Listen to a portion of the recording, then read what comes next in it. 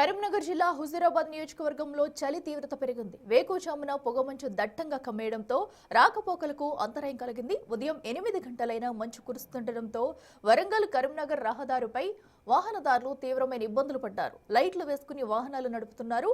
చలి తీవ్రత ఎక్కువగా ఉండటంతో ఇంటి నుండి ఎవరూ బయటకు రావడం లేదు. ముఖ్యంగా హుజూరాబాద్, శంకరపట్నం, వీణవంక మండలాల్లో పొగమంచు ప్రభావం ఎక్కువగా ఉంది.